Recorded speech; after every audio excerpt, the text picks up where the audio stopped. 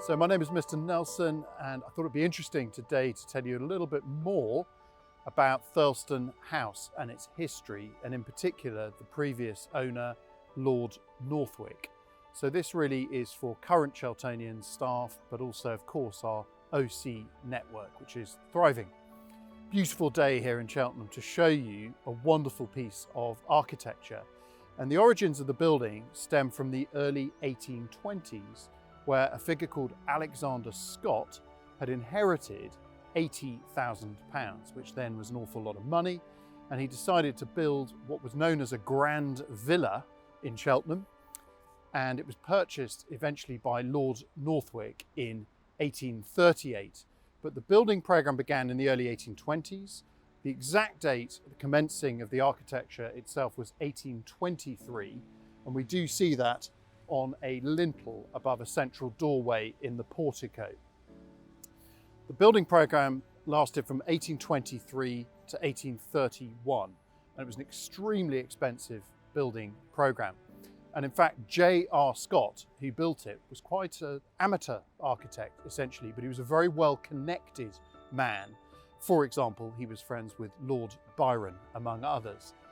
But our knowledge of the house really stems from the period after 1838, when Lord Northwick purchased it, much extended the north and south wings, and lived here until his death in 1859.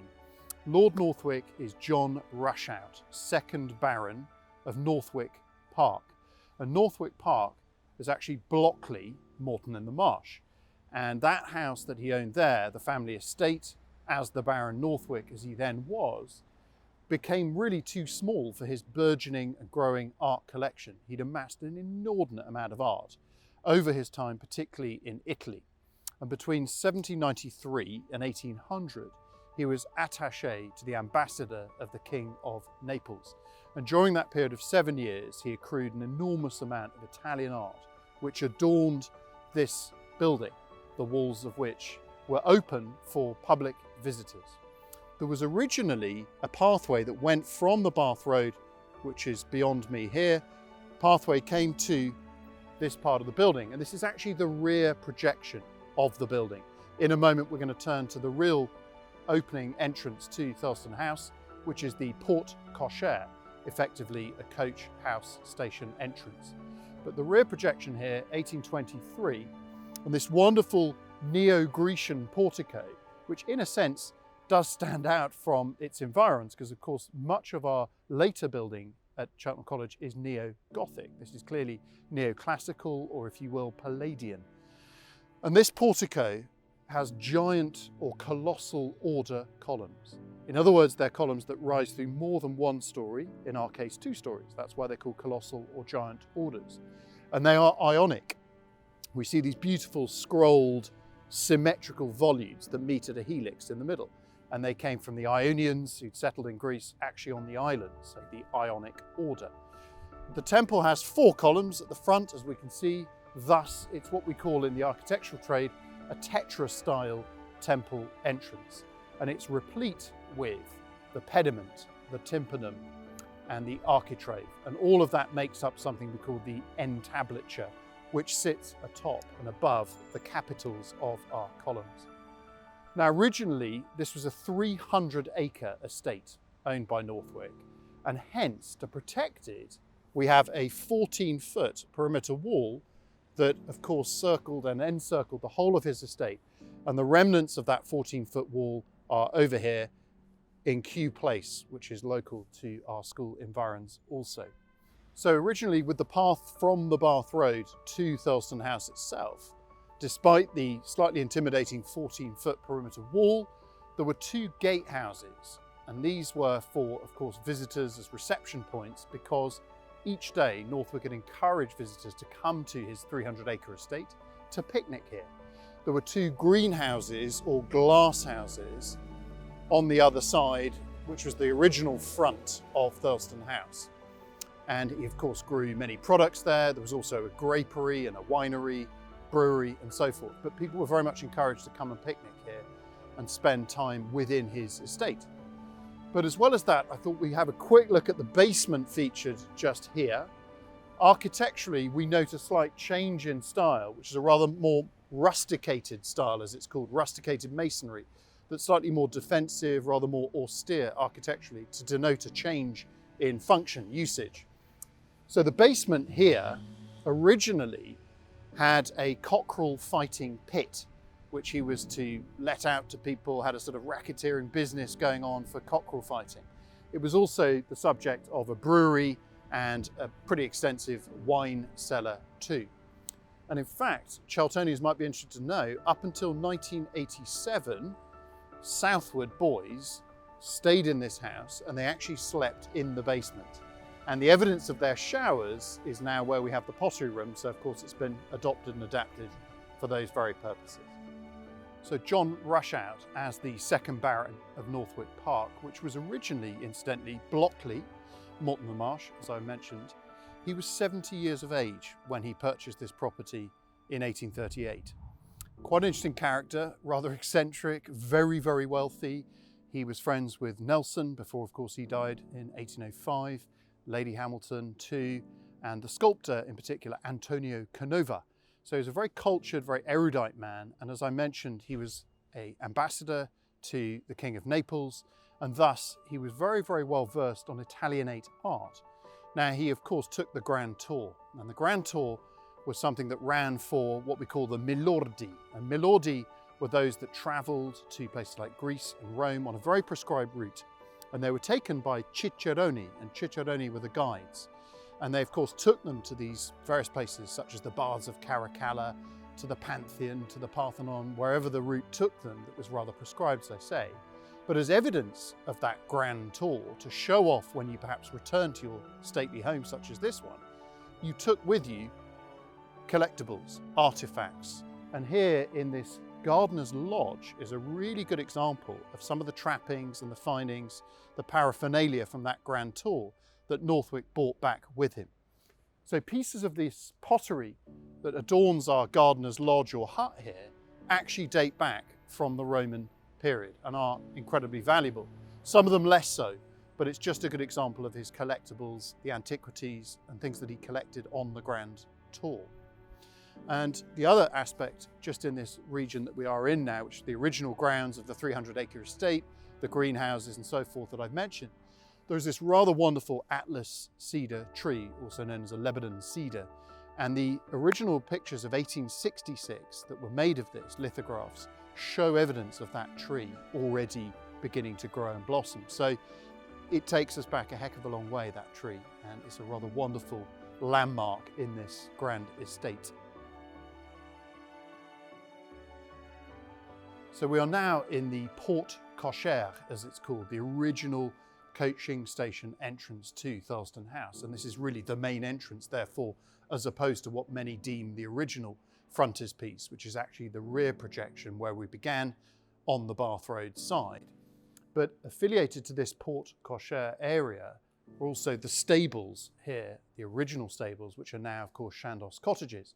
And these were built in 1823 by somebody called G.A. Underwood. He was a very interesting character. He was apprenticed actually to Sir John Soane. He built the British Museum. And the relevance there is that the Thirlestane Long Gallery, which housed his many collection of paintings, 1,500 by the end, it was based loosely on Dulwich Picture Gallery, which was actually designed by Sir John Soane. So of course Underwood took that training and background and applied it here at Thirlestaine House. But with the stables too, we also had a grapery, rather brilliantly I think, and the kitchens. So the stables that are now Chandos cottages were the kitchens too, as well as that grapery. And there's an underground passageway, which of course is subterranean. It's right below me now. And what it meant was that if you've got your kitchens here, Thirlestaine House here with Lord Northwick expecting his rather wonderful supper, it would be brought underground by the catering staff up into his private dwelling there.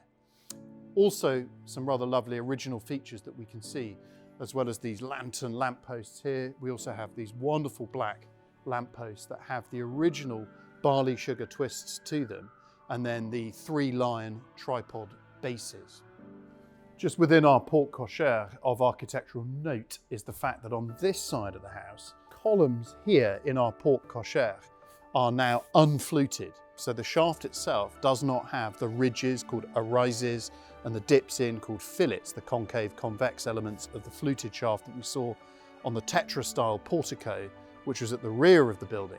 So it just shows that at this point, Neo-Palladianism, as it was called, is rather liberal, rather free in terms of aping antiquity. It's not scientifically or archaeological accuracy effectively here. We also have the dogs that are adorning the entrance and protecting that entrance for fidelity, for loyalty, but also, of course, originated from Northwick's own time as, I aforementioned, a 70-year-old, somewhat eccentric bachelor who actually died intestate. In other words, he had no will, he had nobody to pass all of his art and antiquities onto. So fascinatingly, 22 days then ensued of auctioning of all of his belongings, and that was after his death in 1859. So we're in what is effectively the zenith or the apogee of the design. In other words, the pinnacle really of the house, which is of course this wonderful atrium opening. And each Roman house of antiquity had a large reception area, an atrium where you would show off your wares, your wealth, your riches and erudition with lots of art and mosaics and so forth. And we're told that originally here, there was in fact a Botticelli painting, a tondo, circular painting of the Holy Family. So clearly a religious painting, although we're in a secular setting. But we return to this idea of the Ionic order of the columns. This time they very much have the wonderful fluted shafts with the arises and the fillets in between. And this whole area, unlike the rear projection we saw, which was the portico on the Bath Road side, which is based on the Temple of Athena, Nike, which is on the Acropolis in Athens. This is actually based on the Temple of Dionysus at Teos, which is Turkey, but part of what's called the Ionian League. And this kind of idea of homaging and referencing the classical past is very much part of the humanist culture that surrounded these figures, such as Lord Northwick. But rather beautiful, if we rise up a little bit in this atrium area, is to see at the top of the capitals, top of the shafts, you can see the egg, ovoid, and dart mouldings, obviously therefore known as egg and dart mouldings. And again, that recurs in the cornice that runs around the perimeter of this rectangle. And then there's some beading work as well. At the top, above me, in this rather wonderful ceiling array, as well as the floral acanthus leaf, which is a classical leitmotif we see in this building. We also have the Greek key pattern, which is kind of like an Aztec moulding here, rather more geometric, which is juxtaposed with a more curvilinear egg and dart moulding. So we're now very much in the heart of the original home, and this building here, a round building, is called the Rotunda, and it's now an art and art history library. But it's really based on Northwick Park, which is in Blockley, where he originally had settled. This is, of course, John Rushout.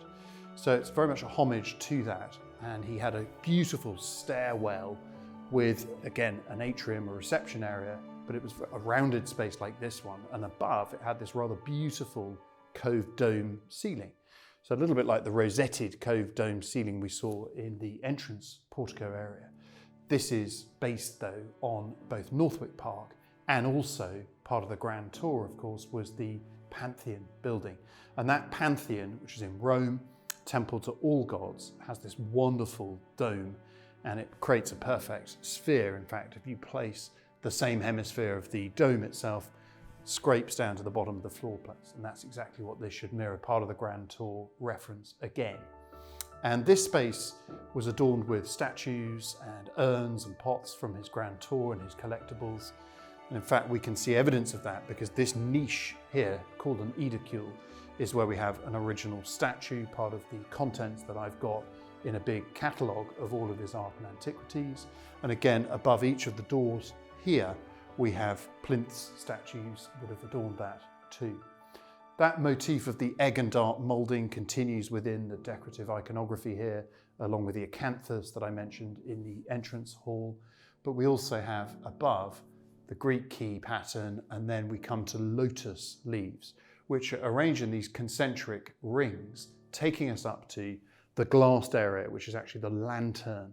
Now, in the original Pantheon building, there was, of course, the oculus open to the elements, but we couldn't perhaps have that here, but it's very much a homage to that too. The other building that the architect also referenced was Pittville Pump Rooms, and that entrance that we saw earlier, which is based on the Temple of Teos in Turkey, is also said to pay homage to the work by Papworth, the architect of Pittville Pump Rooms in Cheltenham itself. And we're told from the original deeds and then, of course, the sales in 1859 onwards, that we did have a Holbein portrait of Henry VIII in this Rotunda building, which is unbelievable.